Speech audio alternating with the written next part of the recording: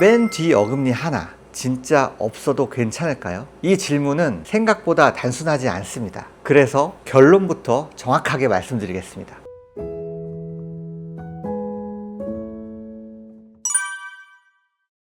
가끔 환자분들이 이런 질문을 하십니다. 원장님, 제일 끝에 어금니 빼면 그 치아 꼭 임플란트 해야 되나요? 맨 끝에 이는 없어도 되는 거 아닌가요? 솔직히 저는 이 질문 받을 때 제일 좀 난감합니다. 왜냐하면 이 질문은 사실 이미 답을 정해놓고 물어보시는 경우가 많거든요. 환자분 입장에서는 안 하시고 싶은 거예요. 안 하고 싶은데 그래도 한 번은 확인해보고 싶으신 것 같아요. 그래서 대답하기가 쉽지 않습니다. 그럼 여기서 진짜 중요한 질문이 생깁니다. 맨 뒤 어금니 하나 진짜 없어도 괜찮을까요? 이 질문은 생각보다 단순하지 않습니다. 그래서 결론부터 정확하게 말씀드리겠습니다. 맨 뒤 어금니 꼭 해 넣으셔야 하는 치아 맞습니다. 그런데 여기서부터 중요합니다. 안 해도 되는 경우가 있습니다. 왜 이런 말이 나올까요? 이 부분은 임상에서 굉장히 많이 헷갈리는 부분이기 때문에 오늘은 그 기준을 정확하게 정리해 드리겠습니다.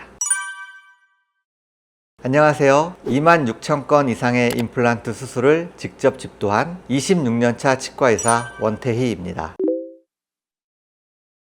먼저 기준부터 정확히 보겠습니다. 치아는 원래 씹는 기능, 교합 및 치열을 가지런하게 유지하는 기능, 얼굴 안모의 균형을 이루는 기능, 이런 것들을 합니다. 그래서 원칙적으로는 치아를 빼면 다시 만들어주는 게 맞습니다. 이건 변하지 않는 기준입니다. 엑스레이를 하나 보겠습니다. 오른쪽 아래 제일 안쪽 어금니가 심하게 썩어 있습니다. 뽑아야 될지 고민이 될 정도로 매우 안 좋아 보입니다. 이 치아 뽑아야 될까요? 당연히 아닙니다. 가능하면 끝까지 살려보는 게 원칙입니다. 그래서 신경치료를 진행합니다. 치료가 쉽지 않아요. 연세도 있으시고 신경도 막혀 있어요. 염증도 심한 상태입니다. 치료하는 입장에서도 쉽지 않고 환자분도 힘든 치료입니다. 그럼에도 불구하고 시간을 들이고 공을 들여서 치료를 마무리합니다. 결국 이렇게 보기 좋게 치료가 마무리되었습니다. 만약 맨 끝 어금니가 뽑아도 되는 치아였거나 해넣지 않아도 되는 치아였다면 이렇게 고생해서 하는 치료가 의미가 있었을까요? 그냥 빼버리면 서로 시간 낭비 안 하고 하루 만에 빼자마자 바로 편해졌을 텐데, 하지만 당연히 아니겠죠. 이 치아는 막 뽑아버리면 안 되는 중요한 어금니입니다. 그런데 실제 임플란트 임상을 하다 보면 조금 다릅니다. 특히 맨 뒤 어금니 하나, 이 경우에는 옆에 치아가 쓰러지는 경우가 거의 없고 전체 교합이 크게 무너지지 않을 수도 있고 적당히 적응해서 잘 쓰시는 분들이 꽤 있습니다. 그래서 환자분들이 이렇게 느끼세요. 이거 하나쯤 없어도 괜찮은데? 그래서 저는 기준을 이렇게 정리합니다. 많이 불편하신가요? 이게 가장 중요합니다. 다음과 같은 경우는 굳이 안 하셔도 됩니다. 이가 없는 채 몇 달을 지내봤는데 별 문제가 없다. 식사하는데도 불편감이 없다. 볼이나 혀도 씹히지 않는다. 이 정도 되면 이미 몸이 적응한 상태입니다. 이런 경우는 꼭 원치 않으시면 안 하셔도 됩니다 라고 말씀드려요.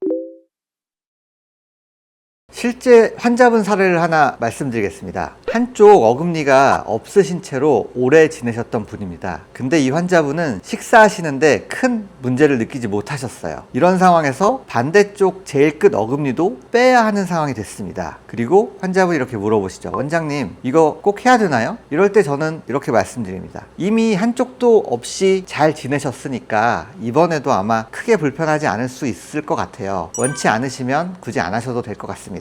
그래서 이쪽에도 일을 해놓지 않고 마무리하기로 했습니다. 근데 이상하게도 몇 달 뒤에 환자분께서 정기검진을 오셨는데 이쪽은 이가 없어서 너무 불편하시다는 거예요. 잘 안 씹혀서 식사도 힘들고 지금이라도 임플란트를 좀 해야겠다는 생각이 들어서 상담을 해달라는 겁니다. 그러면 이건 굉장히 난감합니다. 왜냐하면 치아를 빼고 방치해서 시간이 지나면 위쪽 치아가 내려오기 시작합니다. 그러면 임플란트가 들어갈 공간이 부족해지고 교합도 틀어지고 결국에 나중에 임플란트를 하려면 위에서 내려온 치아를 깎아내거나 교정치료로 들어 올리거나 경우에 따라서 더 큰 치료가 필요해집니다. 이렇게 되면 치료 난이도도 올라가고 비용도 훨씬 커지게 됩니다.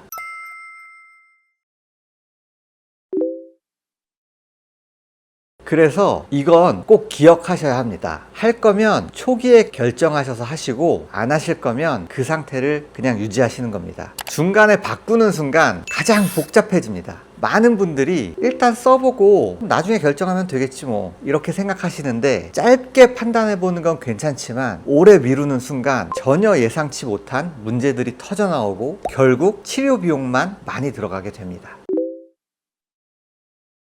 맨 뒤 치아 임플란트, 반대로 이런 분들은 꼭 하시는 게 좋습니다. 먼저 20대에서 40대 정도로 젊은 분들, 두 번째로 식사량이 많고 활동이 많은 분들, 세 번째로 턱힘이 강하고 씹는 즐거움을 느끼시는 분들. 이런 분들은 왜 다를까요? 첫 번째, 사용 기간이 훨씬 깁니다. 20대에서 40대는 앞으로 이 상태로 수십 년을 더 쓰셔야 합니다. 지금은 당장 괜찮다고 생각이 들어도 10년, 20년 시간이 지나다 보면 결국 더 큰 문제가 생기게 됩니다. 두 번째, 씹는 힘과 사용량이 다릅니다. 젊을수록, 그리고 씹는 즐거움을 느끼시는 분일수록 질긴 음식, 단단한 음식을 좋아하시고 식사량 자체도 훨씬 많습니다. 이런 것들 때문에 어금니 하나 차이가 생각보다 크게 작용을 합니다. 그래서 결국 사람에 따라 선택이 달라질 수밖에 없습니다. 누군가는 이 하나 없어도 크게 불편하지 않게 느끼지만, 또 다른 누군가는 엄청난 불편감을 느낄 수도 있습니다. 이 차이가 임플란트를 해야 하는지 말아야 하는지를 나누는 기준이 되는 겁니다.